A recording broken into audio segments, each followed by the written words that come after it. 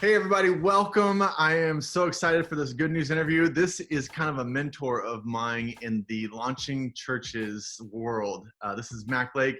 He started Launch Network about 4 years ago, and they launched about 150 churches, which is incredible. It blows my mind. I have sat under him through classes. I've called him randomly. Really good friend and someone that I'm just excited about being with. And then last year he started Multiply Group, which is all about empowering leaders and churches to multiply and build their leadership. And then he's also the author of 4 books. Mac, did I leave anything out? Is there any other stuff you're working on? No, we're good. We're good. Okay. Good to be with you, David. It's good to be with you. Where are you? What's the state, and where did you quarantine?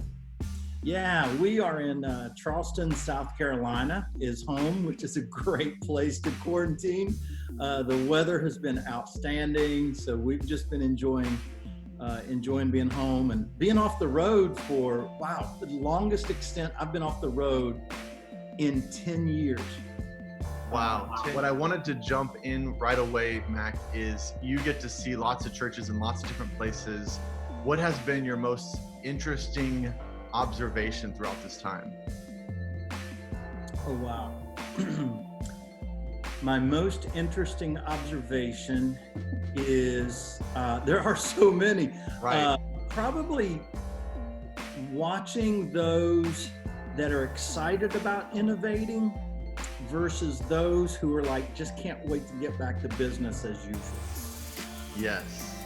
Some thrive on innovation, and some guys, they thrive on consistency and they don't like the change. And so this has disrupted their world, all of our worlds in so many ways. So I think that's been interesting to watch people's reaction and watching how they lead in this time. Yeah, for sure. Especially right now as everyone's figuring out when can we get back together. Yeah. When can we be a church again? And then there's the other guys that were like, we never stopped being the church, and they were innovative and they were being the church. Yeah. And so there's a real dichotomy there between leadership. Yeah, and it scares me because I think there are some guys who are just going to jump back into exactly what they were doing beforehand and miss a divine opportunity to reshape the culture of their church. Yeah. I think God has given us a gift, the opportunity to reshape the culture of the church. Early on, I was telling churches, we have complained for years, myself included, we have complained that our nation is a nation of churchgoers that are consumer-minded, Right. they're spectator-minded. And now we have the opportunity to redefine church for people and to change that culture and make it more participatory, to help them become contributors. But we've been preaching at them about not being consumers, but we still create these environments that are consumer oriented. Yeah. And so it's an opportunity to reset a little bit. And I couldn't agree more. It's so funny that we were so trying to get people to be the church outside the walls.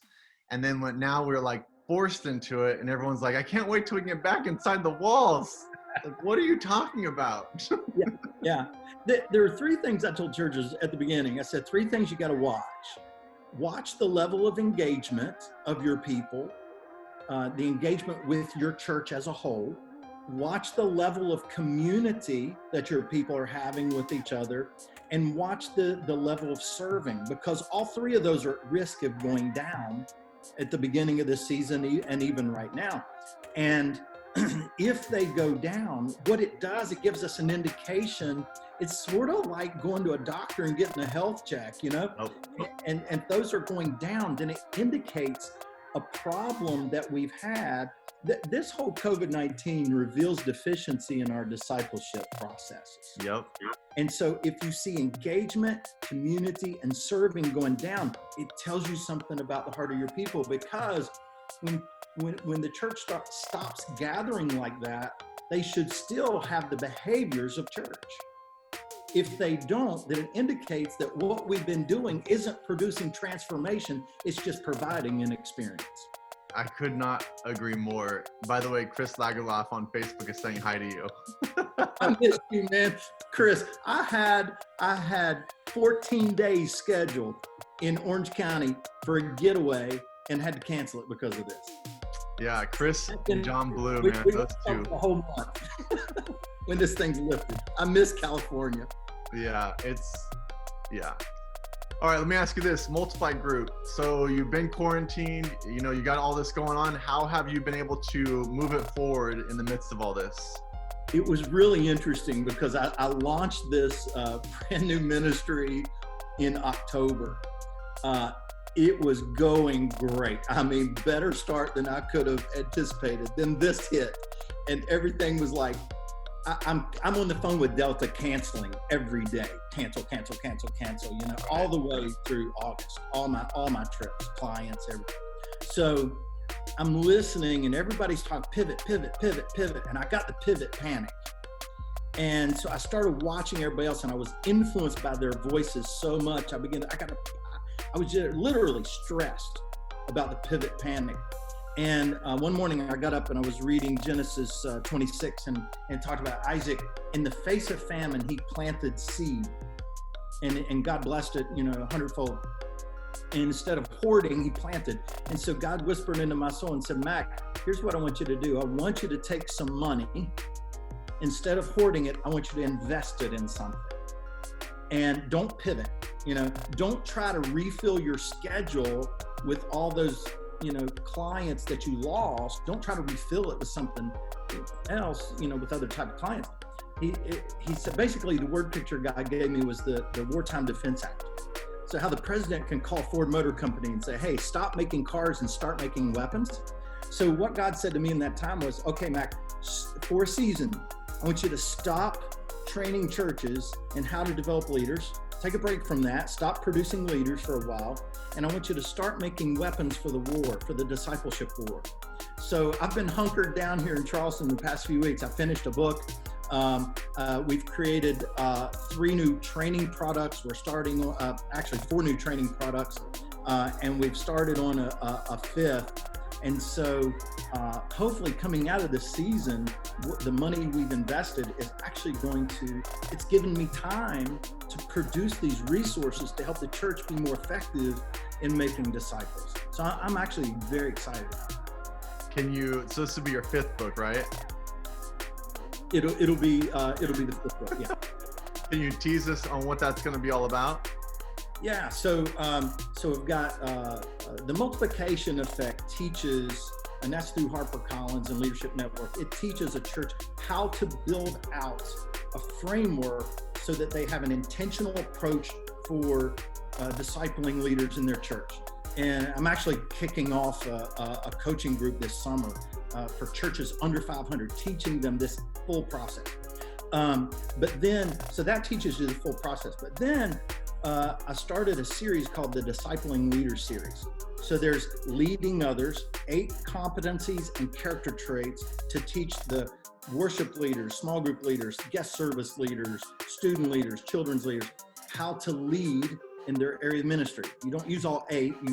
There's a chart that tells you which ones you use with which ministry. And then the next book is Leading Others. It's 6 competencies and character traits for that coach level, that leader of leaders level. The next book is going to be Leading Ministries, and it's going to be 7 competencies for a staff member that you can use to train your staff members how to lead an area ministry. And then the final book in this series is How to Lead a Church. And so it'll be 7 to 9 competencies on leading in the local church. Okay.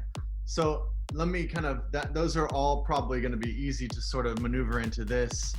How does the church really need to learn and grow because of this time in this next phase of what I think ministry will be different. So how will it be different, and what does the church need to learn by this time? Yeah, leadership development is crucial in this season. And what I'm seeing happen is there are churches who are saying, I talked to a church the other day, they literally told me, yeah, we're taking a break from leadership development right now. Yeah, because they think it's a program and not DNA of your church. Oh my gosh. And I'm going, this season has the potential to reveal potential leaders unlike any other season with crisis always causes people to step up and say, what do you need? How can I help? So we should be identifying more leaders in this season than the last season, right? Now, here's my fear. If we do identify them, but we can identify twice as many, but if we don't develop them, we're going to dilute their influence. And so what this series of books does, and I had a buddy call me, he said, hey, I'll take 40 of them. I said, I'm not going to sell you 40 of them. He said, well, give me 20. I said, I'm not going to sell you 20. He said, well, how many will you sell me? I said, 3. He said, why? I said, because this is discipleship. I don't want you buying a bunch of these books and distributing them to a bunch of your leaders. That's nothing more than information dump. This is a discipleship process. Buy 3 books, get three people together and start discipling them through these character traits and these competencies. And that's going to be much more effective than giving 40 leaders in your church this book. And right. So I think this season is key opportunity to begin to develop leaders, because it's easy. I know everybody's got Zoom fatigue, but they won't once they start getting out and interacting and going to stores and stuff. But now I can jump online. I can spend 30 minutes with a leader doing a discipleship session, or a couple leaders doing a discipleship session, even at 8:30 at night when their kids are in there. It's funny to say, yeah, Zoom fatigue. So I met with 3 youth pastors on Monday, Tuesday, and this morning, and they all were like, yeah, the youth groups are all declining because the kids don't want to get back on Zoom. We just got to get back together. And I go, Zoom is a tool, and it is a valuable tool that goes with all the other stuff you do. So don't forget Zoom when you come back together. You have to use that new tool that's in your arsenal that's actually really, really powerful. Yeah, because everybody's defenses against it are down now. I talked to an 82-year-old man who went to Sunday school on Zoom. Who would imagine that? Yeah, I'm still doing 5 or 6 a day, so I'm sick of it too. But I understand how it's going to be a tool later when I'm also meeting with people. Yeah. I'm ready to hug some necks, that's for sure, and get back to some in-person stuff. But then this just affords the opportunity to meet with people unlike any other. I mean, it forced me to figure out, okay, how am I going to deliver leadership pipeline training to churches virtually? Yeah. And I sat down, figured it out. And I was like, oh my gosh, I'm so excited about this now. Yeah. So the change I think I hear you saying is the discipleship of one-on-one needs to be much more in the forefront. Is that kind of what you were saying? Well, I always say never do discipleship one-on-one, do it one-on-2 or one-on-3. Okay. Jesus had 3. So, I always say for discipling leaders, pick a couple people and walk them through and move them up to that next level of the pipeline. And this is a great season to do it, because you can, in many places right now, you can gather 2 to 3 people. Yeah. Even if you don't do it on Zoom, you can still, come to somebody's house and say, hey, let's work our way through this book together. And so I think I hear you. So it's like, instead of focusing on the big show, the big group, the big event, this season has kind of afforded us this hopefully that we continue this new discipleship movement forward, something like that. Yeah. So there's a church I'm working with and taking them through leadership pipeline, and we're getting near the end of the process. They called me and they said, if we didn't have this in place, we'd be in trouble. I love what the pastor says. He started asking everybody, who's in your pen? Who's in your sheep pen? All right. Okay. And so every staff has to answer that, and there can only be a certain number of people. And then below that, who's in their pen? Who's in their pen? So it's the leadership pipeline, right? So we built out the pipeline before COVID hit. Now, when COVID hit, they had that crisis. At the same time, there was a tornado that just 2 weeks later, tornado that just destroyed one of the little towns here. Man. Right? They called me, they said, amazing. One of the leaders called me, or staff member said, hey, our coaches deploy our leaders, and the leaders deployed their teams, and I never even had to call. You have tornadoes in South Carolina? Rarely, but we do. Yeah. My goodness. So here's this church I'm working with. They've got this pipeline. Everybody has their pen of people and they deploy quickly. That's so cool. Whereas another church, I'm not working with them, but I was talking to them and I was like, how you handling this? What are you doing? Yeah, we divided up our staff. We took every staff person, gave them 100 names and said, call them every week. That tells me there's no pipeline there. And so staff members, pastors have to begin to think, how can we develop and deploy people in this season? But many of them are asking, okay, how can I be the solution to the problem? How can I touch more people in this season rather than how can I deploy more people in this season? What we do, David, is we raise people up to that, like that leaders level, and we give them administrative responsibility, but not spiritual authority and spiritual responsibility. And we got to flip the switch on that. So I want to reiterate that, because hopefully if you're watching this, that was huge what you just said, because I have talked to a lot of churches that started doing phone calls and they think it's the greatest thing in the world, because it's like we weren't really having that connection with our church, but they did it exactly how you said it. They hand their staff these long lists and then they would call all these people, and the people on the other line of that phone was so thankful. So everyone's like, this was amazing.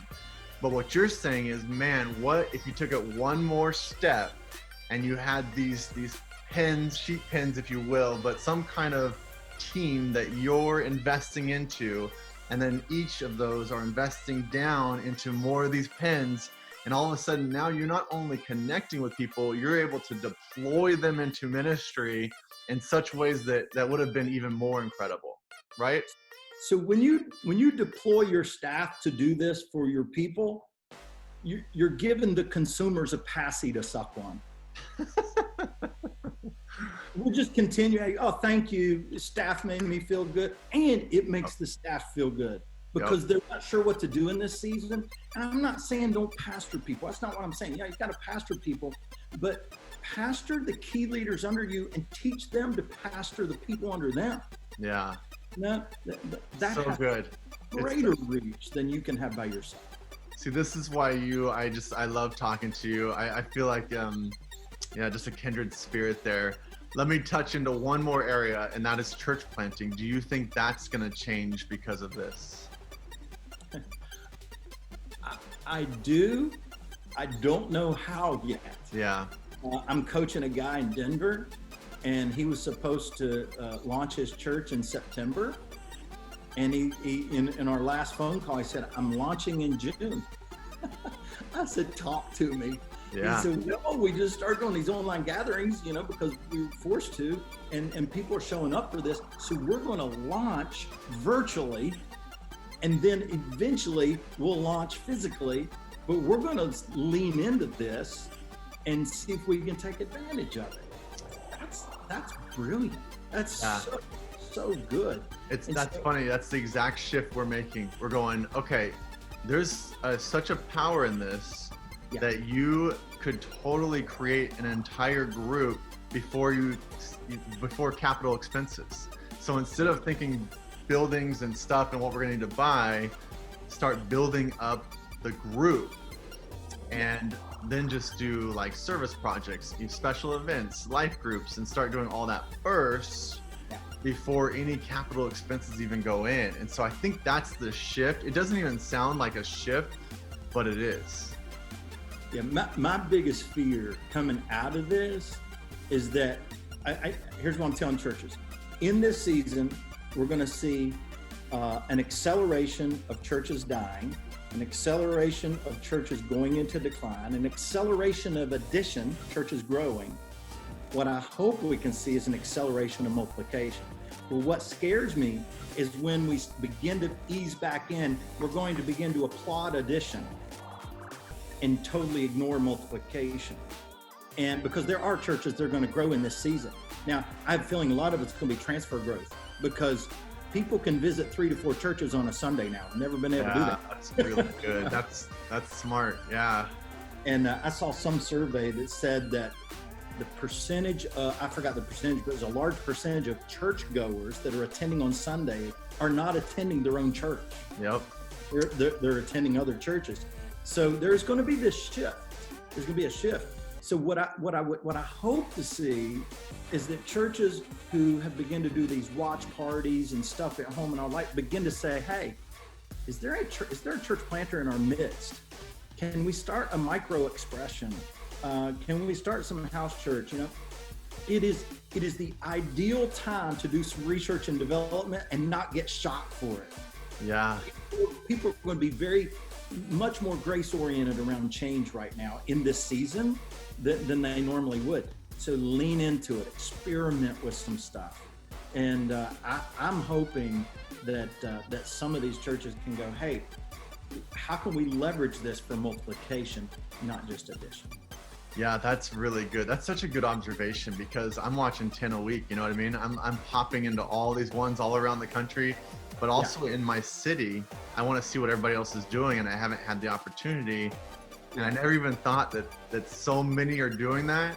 And all of a sudden there's gonna be a shift of where people want to go now. So yeah, you might grow or go down and die, but are you really thinking multiply and using this to launch something forward, right?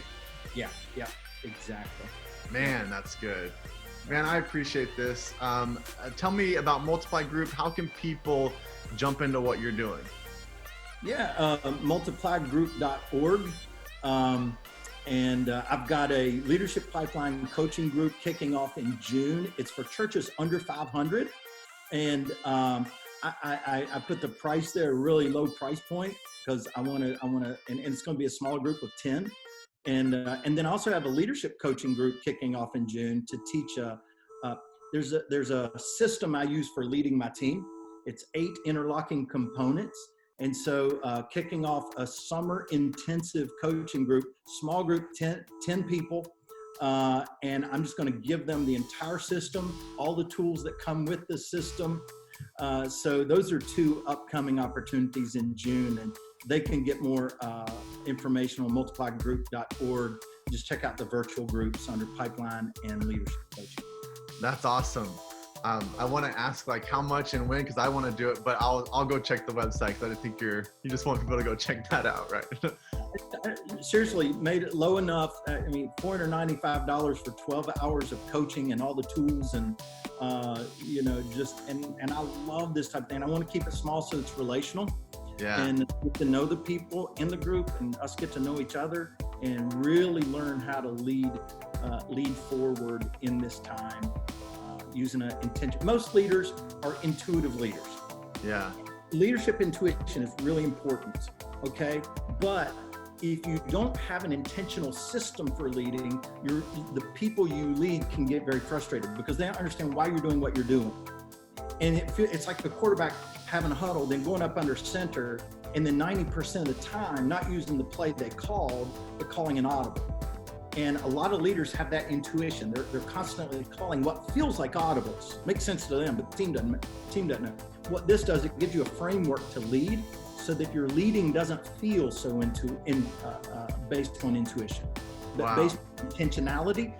But if you lead from intuition 10% of the time, they don't care. They expect that. They want that. Right. But they need to understand most of the time why you're doing what you're doing, and this system helps you. That's fantastic.